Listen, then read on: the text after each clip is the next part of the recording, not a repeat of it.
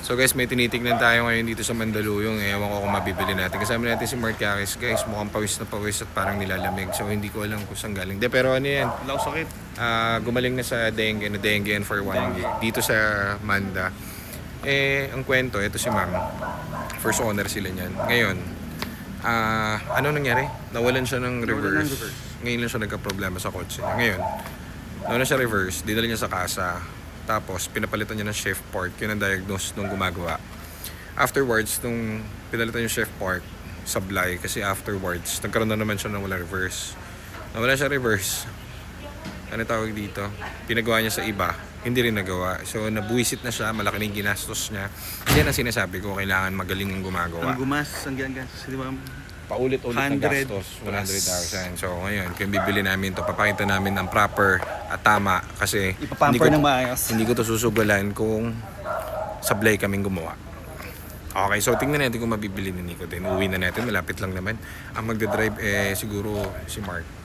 Wala kami dalang scanner kasi lapit lang, nagmamadali kami dahil wala kami punta. Uwi nyo na ako, lapit ko na eh. Sa inyo na Shiro. Okay na, uwi ka na? Sige. Guys, meron tayong titignan ngayon na fiesta. Malapit lang dito sa Mandaluyong. Ito si mama nagbebenta. So, in-inquire niya to kasi wala raw makagawa ng kanyang fiesta. So, dahil sumakit na raw ang ulo niya dahil sa mismong kasa daw pinagpasapasahan siya nung gumagawa. Nagbayad siya tapos may problem pa rin yung kotse niya. So, sa atin, bibasicin natin yan. Tayo na lang ang bibili para matapos na kasi meron daw siyang paggagamitan ng pera. Papa-hospital yata, no, Nico? Si ma'am. So, ngayon, tignan natin ngayon yung kanyang unit. Malapit lang kasi sa shop. Problema, hindi ko nadala yung scanner natin. So, gagamitan ko na lang ng kamay, puso at pag-ibig. So, ganun na lang siguro. Ito siguro. Saan? Feeling ko ito. Hindi yun, malaki yun. Ayun sa dulo. Ay, di. Wala. Yan ba yan? Feeling ko ito.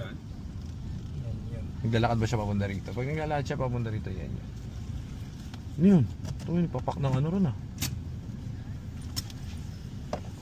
So tara, tingnan natin tong unit ni ma'am. Tingnan natin kung mabisa. Ang problem niya ano no? Ano problem niya? Actuator A? Nakawala ng reverse. Nako, Pinagawa na niya tapos ganun pa rin. hindi magawa-gawa. So, mga basic. Yan ba yun ha? Aray ko. Hindi na ako makatayo. Bagong linis ha? Starter, bagong linis. Dalawa ko na kayo, ma'am. Oh, pula rin ah. Parehas pula. Kaya nga nung nakita ko kayo Parehas red. Ano naman pinabayaran niyo yung parking? Oo. Kasi yung kanyang street parking. Magkano rin dito ma'am? 3,000. 3,000. Pwede na rin. Dito muna. Diyan ka muna. Okay. Pula sa pula. Dala natin pulang piyesta rin.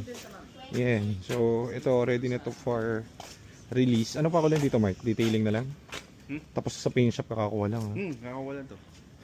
Medyo marumi pa. Pero, Road test mo na tapos detailing. oo, Hindi pa ano yan. hindi pa finishing. Pero yung trani na baba na, okay na. So lahat to, gamit-gamit na namin ngayon dahil tinetesting. Nagkataon yung bibilin pala namin na pularan. Ganda ng pagkakatirada ni Joseph ng temp. Yan. Di ba Ilan? ito yung ginamit namin ng ano? Hindi ko alam kung Cavite o Laguna kami ni Jad. Ang temp niyan hindi umaangat ng 90. Eto. Kahit tanghali. Nagpalit yung cooling system din. Si Joseph. So trani bago. Ang una niyan is... Di ba EBS binili natin to? Ito yung in-orderan. Overheat. Ang pinaka-major na siya. Yung bago kinuha to. Okay. So ngayon all goods na. Goods na yan. Road test na lang ulit. So testing na lang tayo dito. Pero sold na to guys. May sold na to, di ba? Finishing na lang. Okay. So ito, papalitan natin ng pula ulit. Ito meron tayong pula rito kay ma'am. Tingnan natin kung ano. I-update pa nga pala. Kalimutan ko yung OVD. Ano na lang. Sa puso na lang, saka sa isip, saka sa kamay na. Yung may-ari. Bakit? Hindi, update lang na nakuha na sa paint. Maganda eh. Do? Ganda mo nakuha. Ako nang drive niyan eh. Yan. Mga 2 araw pa testing tapos release nyo na. Pa 3 stop nyo na pagtapos para gulong nyo na okay. Yung gulong, okay naman yata, hindi makal. Oo. Hindi ko alam kung ito yung pula na bagong palit yung gulong o yung isa. Kasi meron tayong, alam ko may nakuha tayong pula na palit bagong apat yung gulong bago eh. Pero check na lang eh. Pag hindi, palit gulong. Bango man, may bagyo ah. Bango nung ano. May pine. Oo, may ano, kukuha ba natin yung testa? Sa Makukuha. kapatid naman yun. Complete yung papers. Pati IDs meron. Kompleto na. So, check mo na yung engine number para sigurado. Papaalam nga ata sila sa Sasakyan. kotse. Kasi pwede pala pa siya. Maganda yung lolo. Parang iiyak pa siya nun. Kaya Baka- bigyan natin ng time. Matagal na siguro ito. Sasakyan niya. Aray ko, papagod na ako. Upo muna ako. Bahay niya. Sa bahay. Kay Mark na lang. So, alis na tayo guys. Goods na to. Na-reset ko na yung tranny niya. Kahit wala tayong OBD. So, hatid na lang muna si ma'am dun sa para may baba yung mga gamit. Okay, nice deal. Let's go. Another project. So, anuan nyo na to. I-ready nyo na to. So, yan. May reverse yung kotse. Then, wag lang pumitik ulit. Pero doon na natin operahan sa garahe. Ngayon, ang plano natin is si ma'am kasi babae, si Mark dito nakatira yan, bagong kasal yan. So sana abutan si Mark na kasama si ma'am. Makita siya ng misis niya na may binababasa dito sa Mandaluyong. So, wala. Wala. Sige, mag-ingat kayo ha.